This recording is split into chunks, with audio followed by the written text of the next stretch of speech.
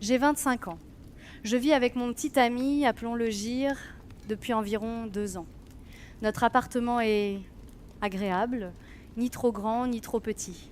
Il paie un peu plus de loyer, son travail est mieux rémunéré. Je travaille dans une boutique en centre-ville, c'est correct. Gir est ce qu'on appellerait un gentil. Il est attentionné, patient, se souvient des petites choses. Il cuisine quand je suis fatiguée, écoute mes journées. Sur le papier, il est parfait, mais je sais. J'ai vu ça arriver à mes amis, lu des articles, fréquenté des forums. La vérité, c'est qu'il n'existe pas de gentils. Il n'y a que des hommes qui n'ont pas encore été pris.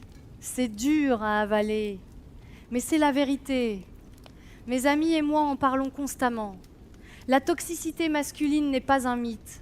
Elle se voit dans leur langage, leur regard aux autres femmes, la manière dont ils cachent leur téléphone.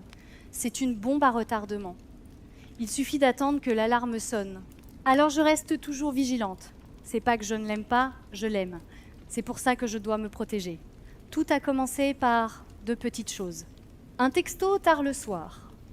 Une vibration sur la table de chevet. Il le regardait, puis le posait face cachée. Mon cœur battait la chamade. Qui envoie un message à 11h du soir. Il disait que c'était une notification de travail ou son ami Roland. Je demandais à voir. Au début, il me le donnait, confus mais coopératif. Bien sûr, il disait vrai. Un chat de groupe avec Roland, des alertes de travail. Je ne trouvais rien, mais ça renforçait mes soupçons. Il devenait habile à couvrir ses traces. Quelques mois plus tard, au supermarché, la caissière était une jeune fille, probablement étudiante, un peu trop sympathique. Elle lui souriait, lui demandait comment allait sa journée. Je l'ai regardée sourire poliment, mais sourire quand même. En partant vers la voiture, le sang me montait à la tête. Pourquoi flirtait-il avec elle ? Son visage se figea, choqué. « Flirteur ? Je faisais juste preuve de politesse, dit-il. La classique excuse. Je lui ai expliqué que je voyais bien ses regards et ceux qu'elle lui adressait. Il soupira, fatigué, essayant de justifier que c'était une interaction normale. Je lui ai dit qu'il ne comprenait pas qu'en tant qu'homme, il ignorait les dynamiques de pouvoir. Il ne discuta pas et conduisit en silence. Le silence était le pire. On aurait dit qu'il cachait sa colère que j'ai compris son petit jeu. Cette nuit-là, je pris son téléphone pendant qu'il dormait. Mes mains tremblaient. Je connaissais son code depuis longtemps. J'ai passé plus d'1 heure à vérifier tout. Messages, appels, réseaux sociaux, photos, historiques, rien. Absolument rien. Tout était innocent. Travail, famille, Roland, recherche sur un robinet qui fuit ou une recette que je voulais tester. Une frustration m'envahit. Il était trop habile à effacer ses traces. Je reposai le téléphone, l'esprit en ébullition. Il est plus malin que je ne le pensais. Le lendemain, il me fit un café, comme d'habitude, sans mentionner la dispute. Une technique de gaslighting, me faire sentir que j'étais folle pour être méfiante. Je bus le café, mais je restais sur mes gardes. Son ami Roland est une partie du problème. Célibataire et bruyant, il influence Gir avec ses histoires de femmes, ses conseils pour s'en sortir. Une fois, je confrontais Gir. Il niait, disant qu'il parlait de jeux, de travail, de sport. Je refusais d'y croire. Il se mit sur la défensive, me disant que Roland était un bon ami et qu'il trouvait que j'étais chanceuse. Manipulation classique. Je lui demandais de limiter les visites de Roland. Il refusa. Gros conflit. Il dormait sur le canapé, moi je pleurais de colère. Quelques semaines plus tard, dîner de travail annoncé, je sentis un nœud à l'estomac. 1 semaine avant, il me donna la liste des participants.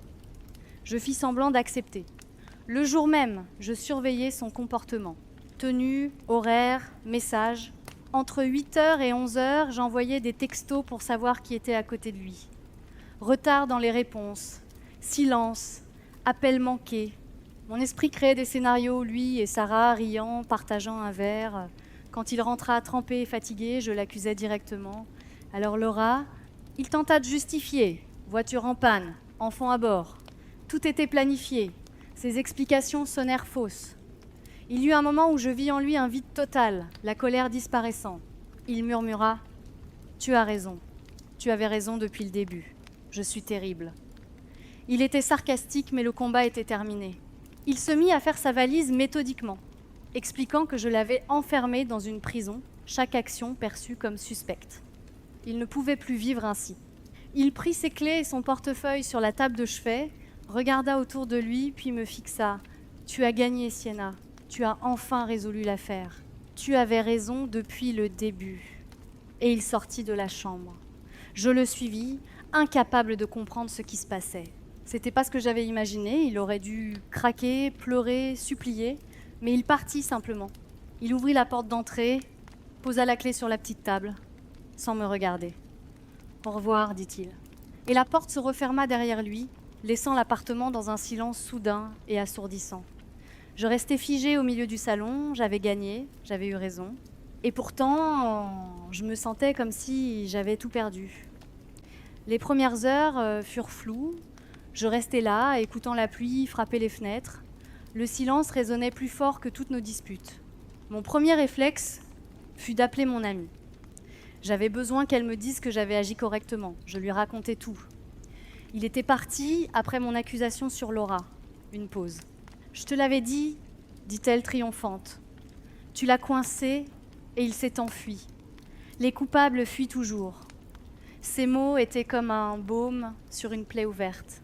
Je passais le reste de la nuit sur le canapé, enveloppée dans une couverture. Je me sentais à la fois vindiquée et perdue. J'avais échappé à des années de chagrin futur. J'étais forte, intelligente. Je ne m'étais pas laissée berner. Le lit me semblait trop grand, trop vide. Le lendemain matin, je me réveillais avec une sensation de gueule de bois, bien que je n'ai rien bu. Son côté du lit était parfaitement fait, sa tasse de café avait disparu, les preuves de sa présence quotidienne avaient disparu. Cela me déconcertait et je tentais de reprendre une vie normale. J'envoyais un message à mon amie, « Je me sens si libre aujourd'hui », comme si un poids avait été levé. Elle me répondit avec des emojis de célébration, mais je ne me sentais pas libre. Je ressentais un vide. Les jours suivants furent les mêmes. J'attendais son appel, un texto, qu'il apparaisse à la porte, suppliant une seconde chance. J'avais mon discours préparé, calme, ferme, lui dire que je méritais mieux, mais le téléphone resta muet.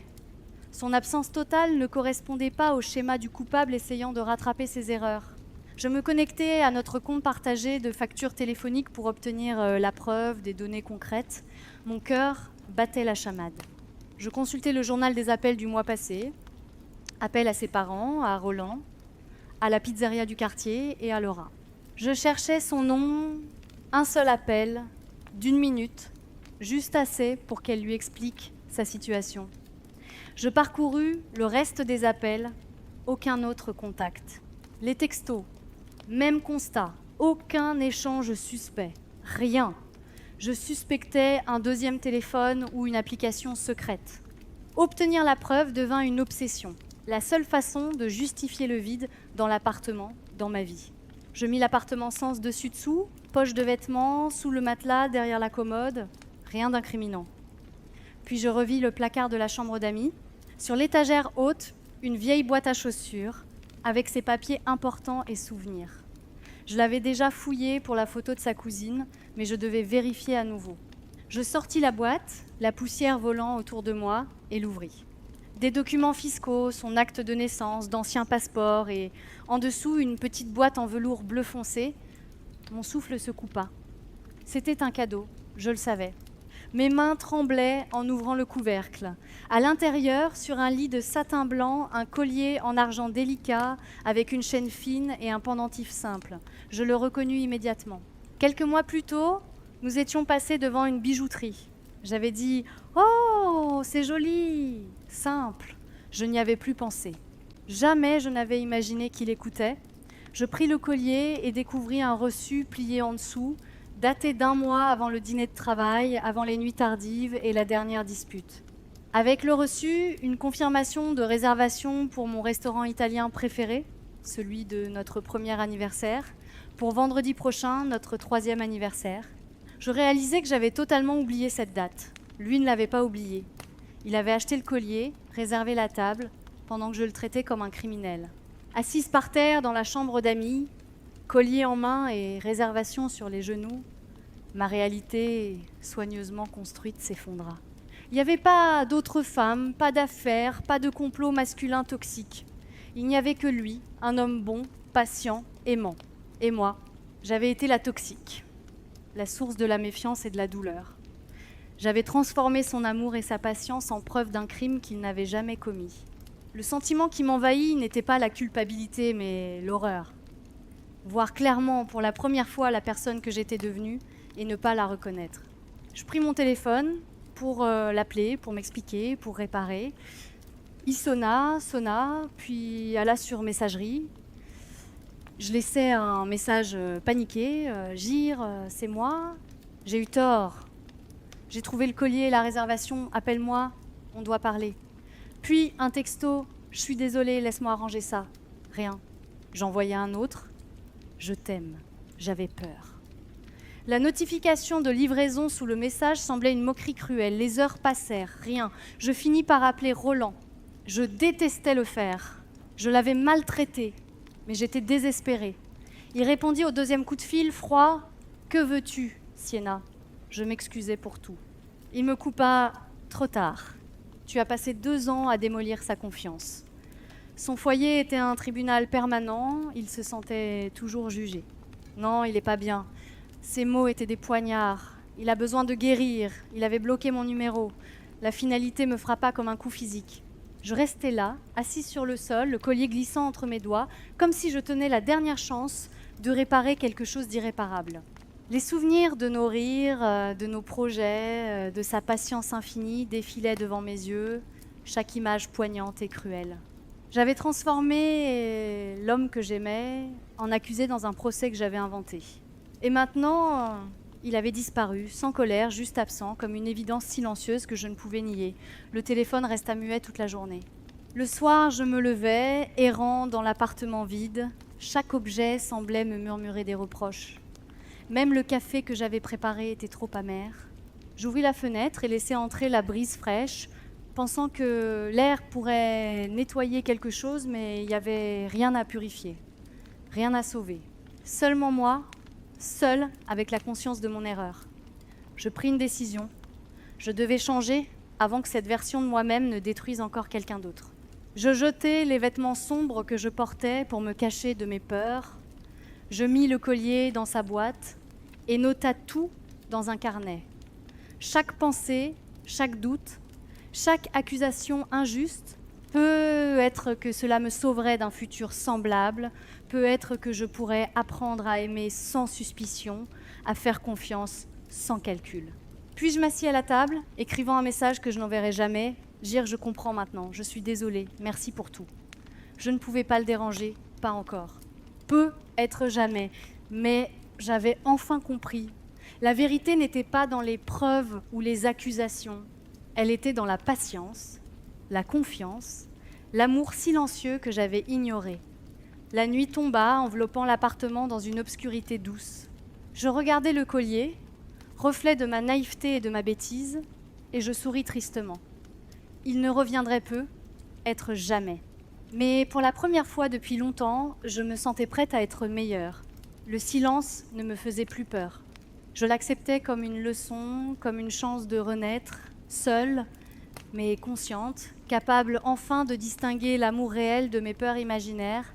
Et dans ce calme, je compris que parfois, la pire trahison que l'on peut infliger à quelqu'un qu'on aime, c'est la méfiance que l'on cultive soi-même.